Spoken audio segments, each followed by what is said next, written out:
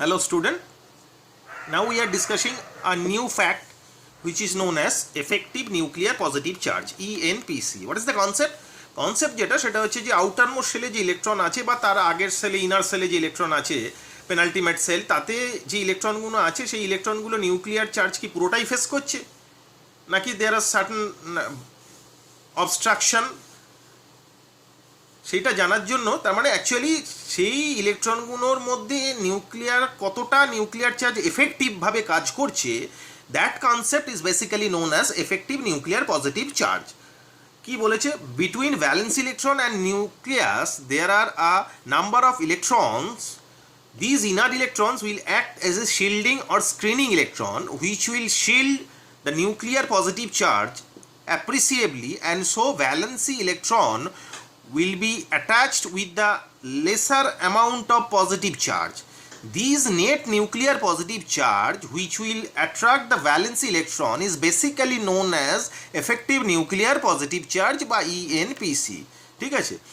Thus the ENPC of a valency electron will be always less than the number of proton present. Definitely যটা proton থাকবে সেই total চার্জটা outer most যে electron আছে সে পুরোটা face করছে না, তার কারণ আগে অরবিটালে যে ইলেকট্রনগুলো আছে তারা নিউক্লিয়ার চার্জকে শিল্ড করে দিচ্ছে।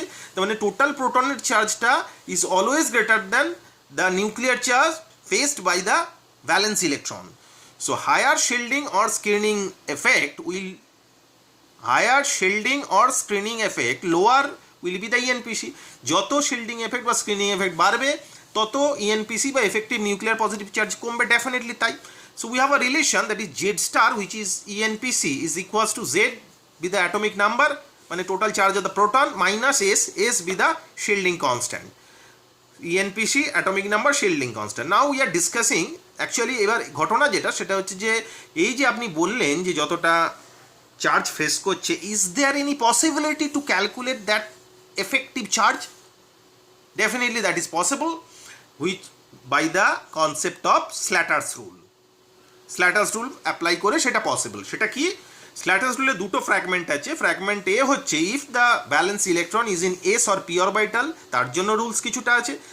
আর if the valence electron in d or f orbital, ভালো করে বুঝবে, তারপর তার অ্যাপ্লিকেশন দেখাও, ব্যাপারটা পুরোটাই পরিষ্কার হয়ে যাবে। First, write down the electronic configuration of the element in grouping. Like grouping মানে কিভাবে পুট করবো, 1s একটা গ্রুপে, 2s 2p একটা গ্রুপে, 3s 3p একটা গ্রুপে, 3d আলাদা আবার 4s 4p একটা গ্রুপে, 4d 4f একটা গ্রুপে, এটসেট্রা। এইভাবে চলবে। এইভাবে গ্রুপিংয়ে ফার্স্ট লিখতে হবে। Rule number 1।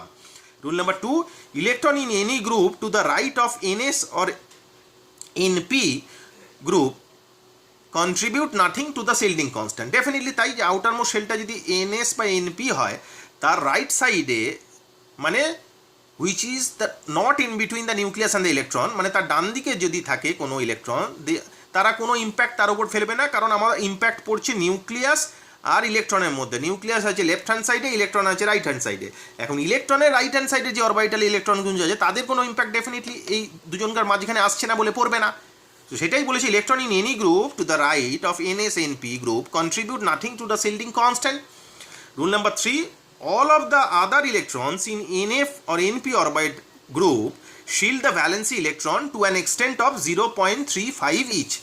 তাহলে ns এবং np অরবিটালে যে ইলেকট্রনের আমি এনপিসি বার করছি তাকে বাদ দিয়ে অন্যান্য যে ইলেকট্রনগুলো থাকবে তারা প্রত্যেকেই ইন্ডিভিজুয়ালি 0.35 ইচ ওয়েতে সিল্ড করবে। অ্যাপ্লিকেশনটা দেখলে আরও ভালো করে বোঝা যাবে।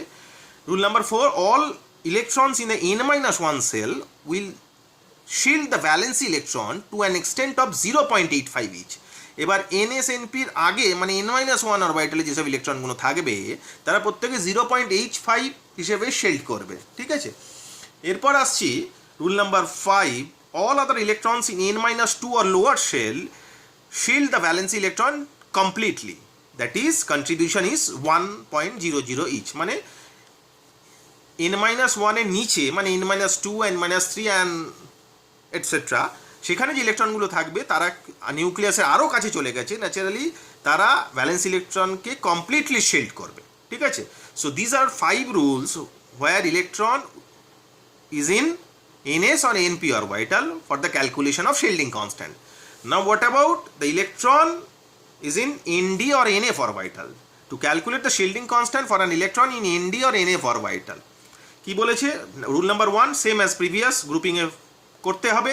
Rule number 2 electron in any group to the right, ওই যে রুল নাম্বার 2 ওখানে যা ছিল 2, এনডি আর এনএফ এর রাইট সাইডে যে ইলেকট্রনগুলো থাকবে তারা কোনো ইম্প্যাক্ট ফেলবে না, because they are not in between the valency orbital or valence electron and nucleus. Okay, rule number 3, all other electron, now this is important, rule number 3, all other electrons in ND or NF orbital shield the valence electron to an extent of 0.35 each. ঠিক আছে, যে ইলেকট্রনে বার করছি সেটা বাদ দিয়ে NF or ND অরবিটালে অন্যান্য ইলেকট্রনগুলো each and individually 0.35 অ্যামাউন্টে shield করবে। আর rule number 4, all electrons in the left hand side of ND and NF orbital group shield the valence electron completely, that is to an extent of 1.00 each. ওখানে যেরকম n-1 ছিল এখানে সেই গল্পটা নেই, এখানে শুধু ND আর NF আর তার নিচে যারা থাকবে প্রত্যেকেই কমপ্লিটলি শিল্ড করবে। Okay, so let us see the application দেখলে ব্যাপারটা আরো পরিষ্কার হবে। সো application, let us see the application. Test yourself question, solve. কি বলেছে? calculate the ENPC of electron in 4s and 3d orbital of zinc. Zinc এর atomic number 30. So first zinc এর configuration লিখতে হবে by grouping 1s2, 2s2p 8 total number of electrons, খেয়াল রাখবে 3s3p 8 total number of electrons, s এ দুটো p তে 6টা মানে 2 and 6, 3d 10, 4s2. First we have to calculate the shielding constant 4s orbital. So this is 4s orbital. So calculation, the shielding s 4s অরবিটালে একটা electron আছে, যার বার করছি তাকে exclude করে বাকি পড়ে থাকছে একটা 1 × 0.35। তারপর অ্যাকর্ডিং টু রুল n-1 এ যারা আছে তারা কটা আছে? n-1 মানে 3, n-1 মানে 3 সেল, এটা n-টা 4 হলে n-1 3 সেল হবে। তো total number of electron in n-1 মানে 3 সেলে 18, so 18 × 0.85 and n-2 and below, n-2 and below মানে 2 and 1 অরবিটাল, সেক্ষেত্রে total number of electron is 8 and 2 মানে 10, so 10 × 1 that is 25.65. so this is the value of S. So what about the Z star of 4s? Z star of 4s is Z minus S, Z 30, shielding constant is 25.65, so ENPC is 4.35. Now if we calculate the ENPC of an electron in 3d orbital, in that case S is equals to 3d orbital number of electron 10, একটা subtract করে 9 × 0.35, বাকি total যা পড়ে আছে সব কটা into 1 মানে 18 × 1, so total is 21.15. so Z star, that is the ENPC of 3d orbital, is Z minus S 30 minus 21.15, that is equals to 8.85. So these are the way from which you can calculate the ENPC, whether electron is S orbital or the electron is p orbital. Okay, so this is a test yourself question solved. Now for your practice in home, test yourself question unsolved যেটা তোমাকে calculate করতে হবে। calculate the ENPC for a valence electron of nitrogen atom, calculate the ENPC of valence electron of sulfur atom. Okay, আশা করছি প্রত্যেকের ভালো করে বোঝা গেছে। These are very important for NEET and JEE, ভালো করে দেখবে। ওকে, থ্যাংক ইউ।